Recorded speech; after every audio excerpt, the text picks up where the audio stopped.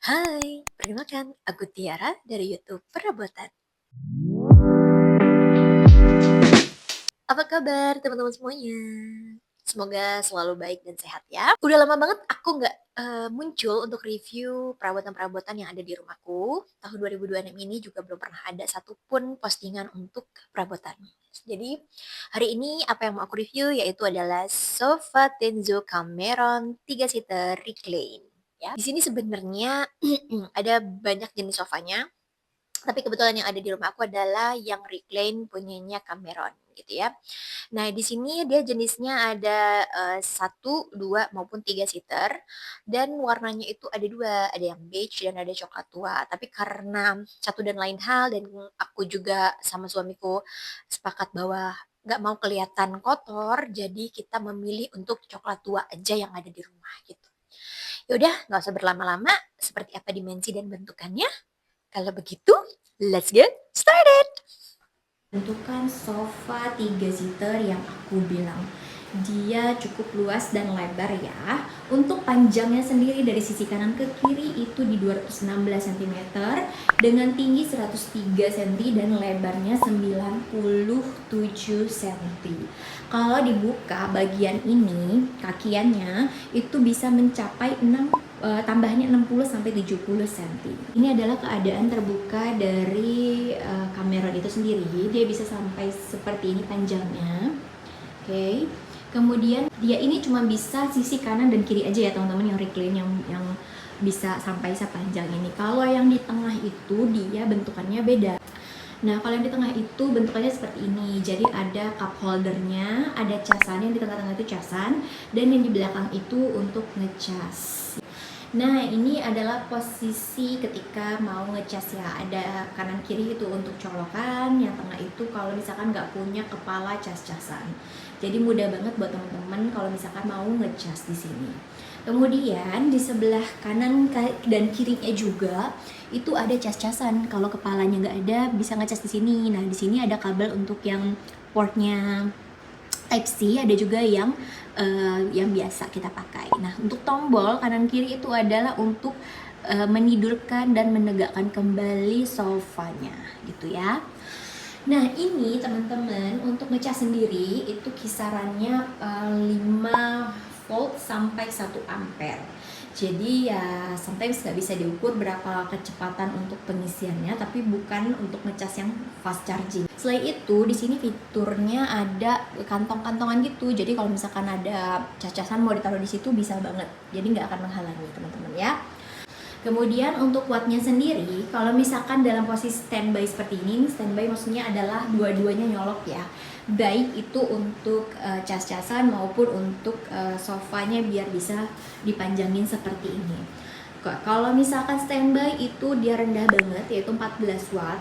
Kalau misalkan yang satunya dipanjangin seperti ini, dia makan watt itu 58 sampai 75 watt. Tapi aku nggak tahu pasti kenapa ada yang 58 sampai 75. Boleh ditanya ke marketingnya atau tim produksi ada di sini. Tim produksi boleh dikasih tahu itu kisarannya aja atau seperti apa. Tapi kalau dua-duanya dibuka secara bersamaan cukup teman-teman kali 2. Berarti di 116 sampai 150 watt. Nah, kalau misalkan teman-teman udah dibuka sambil ngecas, itu penambahan wattnya 5 sampai 10 watt lagi gitu. Nah, untuk ini sofa itu nggak bisa teman-teman tempelin langsung ke tembok. Jadi teman-teman harus kasih jarak sekitar 5 sampai 10 cm, jangan sampai nabrak karena ini akan buka banget sampai seperti ini. Tuh. Kalau misalkan teman-teman nempel ya nggak akan bisa sampai panjang lebar kayak begini nih teman-teman. Oke, sekarang untuk bahannya. Nah, kalau bagian yang permukaan tuh maksud aku adalah bagian ini kepalanya, bagian badan, ya kan? Terus ini dudukan tangan. Itu kalau teman-teman lihat warnanya ada gradasi coklat mudanya ya. Ini semuanya adalah kulit, leather. Cuma kalau bagian samping, bagian sebelah sini nih kalau teman-teman lihat, sama bagian belakang sini bukan dari leather atau kulit ya teman-teman semua. Ini dia hanya dari tekstil biasa gitu. Kalau sekilas mata mungkin nggak terlalu kelihatan, cuman Teman-teman harus rasain kalau di tangan itu beda, rasanya beda antara kulit sama yang tekstil biasa gitu. Oke teman-teman, tadi adalah penjelasan mengenai deskripsi dari sofa. Nah sekarang adalah lebih ke review aku selama penggunaan sofa ini di rumah. Keuntungan. Yang pertama dari menggunakan sofa ini aku merasa bahwa karena dia dari apa ya, karena dia terbuat dari kulit kali ya. Jadi kalau aku merasa kedinginan itu dia nggak mendinginkan, jadi dia menyesuaikan suhu tubuh kita deh kayaknya. Terus nyaman aja sih, kalau lagi panas, kulit kita tuh nggak nempel kepanasan gitu. Biasanya kan kalau tekstil-tekstil tertentu, kita kepanasan, itu cenderung kulit kita nempel gitu kan. Nah ini enggak gitu, itu nyaman sih menurutku. Terus yang kedua, kenyamanannya itu adalah aku merasa seperti di bioskop karena kaki bisa manjang, kita bisa sambil tidur-tiduran. Jadi nonton tuh rasanya nyaman banget. Nah, itu ya keuntungan yang kedua. Yang ketiga, aku ngerasa bahwa aku nggak perlu buru-buru cari cas-casan kalau handphone aku udah mulai drop karena aku bisa ngecas di sini gitu ya. Gampang banget, ada kepala bisa dicolok, nggak punya kepala juga bisa dicolok, atau nggak punya cas-casan tetap bisa dicas maksudnya. Kemudian keuntungan yang keempat, wattnya itu rendah, jadi tidak memakan atau memangkas penggunaan watt yang terlalu gimana-gimana. Kemudian, apa ya, mudah dibersihkan. Jadi aku cukup pakai lap basah atau tisu basah aja, ini sofa sudah bersih lagi seperti semula gitu, nggak perlu perawatan yang gimana-gimana kayak pencucian sofa setiap bulannya. Menurutku, ini nilai plus dari penggunaan sofa kulit. Nah, kemudian kita lanjut ke kekurangan yang menurutku ya, gitu. Kekurangan yang pertama ini makan tempat. Kenapa makan tempat? Karena kan ini akan menyelonjorkan kaki, namanya juga recline. Selain menyelonjorkan kaki, itu makan tempatnya juga ke belakang karena nggak boleh terlalu ditempel di tembok karena kan untuk kepalanya biar bisa mundur gitu loh.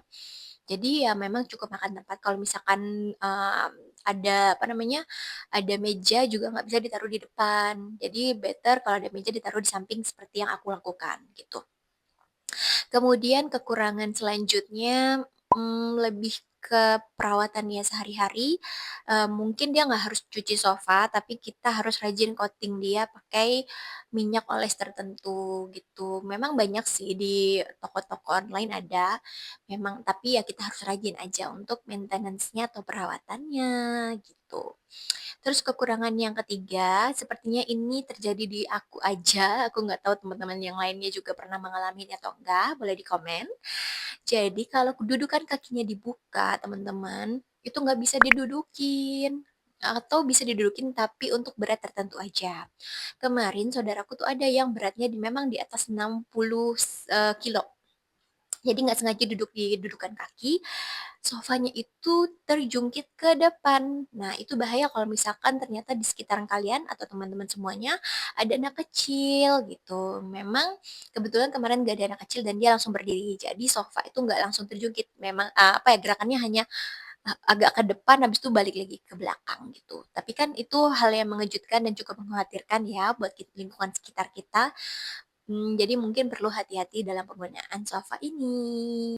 Oke teman-teman semuanya, itu aja review dari aku, kekurangan dan kelebihan.